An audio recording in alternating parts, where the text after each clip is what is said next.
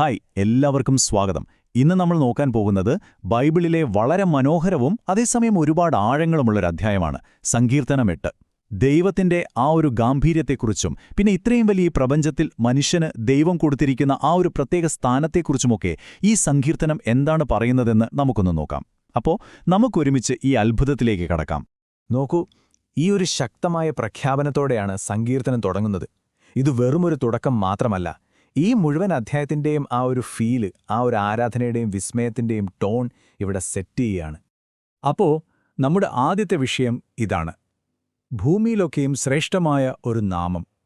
ഈ ഒരൊറ്റ വാചകം എങ്ങനെയാണ് ഈ മുഴുവൻ സങ്കീർത്തനത്തിൻ്റെയും അടിത്തറയാവുന്നതെന്ന് നമുക്കൊന്ന് വിശദമായി നോക്കാം. സങ്കീർത്തനം 8-ൽ ഇൻക്ലൂഷ്യോ എന്ന് പറയുന്ന രസകരമായ ഒരു സാഹിത്യശൈലിയുണ്ട്.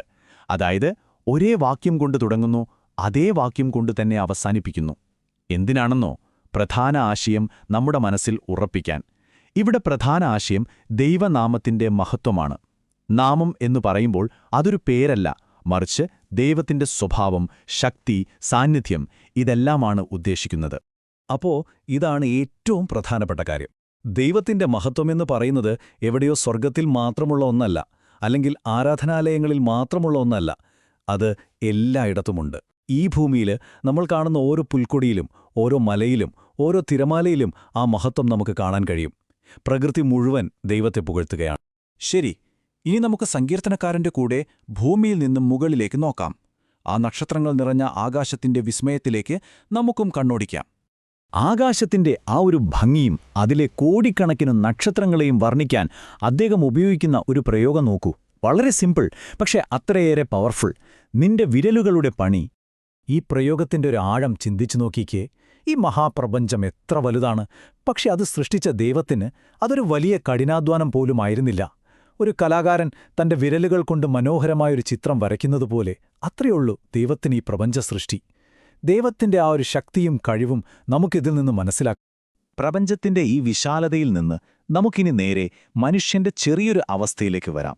ഇവിടെയാണ് ഈ സങ്കീർത്തനത്തിന്റെ ഹൃദയഭാഗം, ആ പ്രധാനപ്പെട്ട ചോദ്യം വരുന്നത്. ഒന്നാലോചിച്ച് നോക്കൂ, ഈ കോടാനുകോടി നക്ഷത്രങ്ങൾക്ക് നടുവിൽ ഒരു പൊടിത്തരി പോലെ എത്ര നിസ്സാരനാണ് മനുഷ്യൻ. അങ്ങനെയുള്ള മനുഷ്യനെ ഈ പ്രപഞ്ചം മുഴുവൻ സൃഷ്ടിച്ച ദൈവം ഓർക്കാനും ശ്രദ്ധിക്കാനും മാത്രം അവനെന്താണ്? ഇതൊരു എളിമയുടെ ചോദ്യമാണ്. നമ്മുടെ ആ ഒരു ചെറുപ്പത്തെക്കുറിച്ചുള്ള തിരിച്ചറിവാണ്. പക്ഷേ ഇവിടെ ഒരു കാര്യം നമ്മൾ പ്രത്യേകം ഓർക്കണം. ഈ ചോദ്യം ദൈവത്തിൽ സംശയമുണ്ടായിട്ട് ചോദിക്കുന്ന ഒന്നല്ല, മറിച്ച് ദൈവമേ, ഇത്രയും വലിയ അങ്ങ് ഇത്ര ചെറിയ എന്നെ ഓർക്കുന്നുണ്ടല്ലോ എന്ന അത്ഭുതത്തിൽ നിന്ന്, ആ ഒരു ആശ്ചര്യത്തിൽ നിന്ന് വരുന്ന ചോദ്യമാണിത്. അപ്പോൾ എന്താണ് ഈ ചോദ്യത്തിനുള്ള ഉത്തരം? ദൈവം മനുഷ്യന് നൽകിയിട്ടുള്ള ആ ഒരു പ്രത്യേക സ്ഥാനത്തെക്കുറിച്ച് പറഞ്ഞുകൊണ്ടാണ് സങ്കീർത്തനം ഇതിനുത്തരം തരുന്നത്. നമുക്ക് നോക്കാം. സങ്കീർത്തനം പറയുന്നത് ദൈവം മനുഷ്യനെ ദൈവത്തേക്കാൾ അല്പം മാത്രം താഴ്ത്തി എന്നാണ്. അതിന്റെ യഥാർത്ഥ എബ്രായ പദം ഏലോഹിം എന്നാണ്. അതിന് ദൈവം അല്ലെങ്കിൽ ദൂതന്മാർ എന്നൊക്കെ അർത്ഥം വരാം. ഇതിന്റെ അർത്ഥമിതാണ്: മനുഷ്യൻ വെറുമൊരു ജീവിയല്ല, അവൻ ഭൂമിയിൽ ദൈവത്തിന്റെ പ്രതിനിധിയാണ്. ദൈവം തന്നെ അവനെ തേജസ്സും ബഹുമാനവും ഒരു കിരീടം പോലെ അണിയിച്ചിരിക്കുന്നു. ഈ ഒരു ഭാഗം വളരെ പ്രധാനപ്പെട്ട ഒരു കാര്യമാണ് നമ്മളെ ഓർമ്മിപ്പിക്കുന്നത്.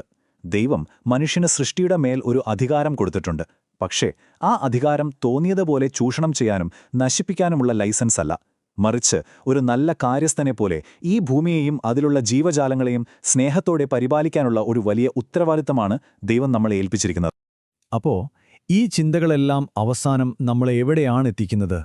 സൃഷ്ടിയെക്കുറിച്ചും അതിൽ നമുക്കുള്ള സ്ഥാനത്തെക്കുറിച്ചും ശരിയായി മനസ്സിലാക്കുമ്പോൾ അത് നമ്മളെ തുടങ്ങിയ ഇടത്തേക്ക് തന്നെ തിരികെ കൊണ്ടുപോകും. അതായത് ആരാധനയിലേക്ക്.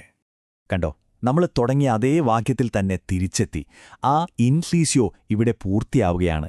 ദൈവത്തിന്റെ സൃഷ്ടിയുടെ ആ ഒരു മഹത്വവും മനുഷ്യന് നൽകിയ ആ വലിയ സ്ഥാനവും ശരിക്കും മനസ്സിലാക്കുമ്പോൾ നമ്മുടെ ഹൃദയത്തിൽ നിന്ന് സ്വാഭാവികമായും ഈ സ്തുതി ഉയർന്നുവരും. അപ്പോൾ ഈ സങ്കീർത്തനത്തിൽ നിന്ന് നമുക്ക് ഓർത്തുവെക്കാൻ കഴിയുന്ന പ്രധാനപ്പെട്ട കാര്യങ്ങൾ ഇതൊക്കെയാണ്. ദൈവത്തിന്റെ മഹത്വം ചുറ്റും നോക്കിയാൽ നമുക്ക് കാണാൻ കഴിയും. മനുഷ്യൻ എത്ര ചെറുതാണെങ്കിലും ദൈവം അവനെ ഒരുപാട് വിലമതിക്കുന്നു. അതോടൊപ്പം ഈ ലോകത്തെ സംരക്ഷിക്കാൻ നമുക്കൊരു വലിയ ഉത്തരവാദിത്വമുണ്ട്. ഈ തിരിച്ചറിവ് എപ്പോഴും നമ്മളെ ദൈവത്തെ സ്തുതിക്കാൻ പ്രേരിപ്പിക്കണം. ഈയൊരു മനോഹരമായ ചിന്തയോടെ നമുക്ക് നിർത്താം. ഞാൻ ചെറുപ്പമായിരിക്കാം, ബലഹീനനായിരിക്കാം, പക്ഷേ ഞാൻ ദൈവത്തിന്റെ സൃഷ്ടിയാണ്. അവനെന്നെ തേജസ്സും ബഹുമാനവും അണിയിച്ചിരിക്കുന്നു. ഈയൊരു തിരിച്ചറിവ് നമ്മുടെ എല്ലാം ഉള്ളിൽ നിറയട്ടെ. ഞങ്ങളുടെ കർത്താവായ യഹോവേ, നിന്റെ നാമം ഭൂമിയിലൊക്കെയും എത്ര ശ്രേഷ്ഠമായിരിക്കുന്നു.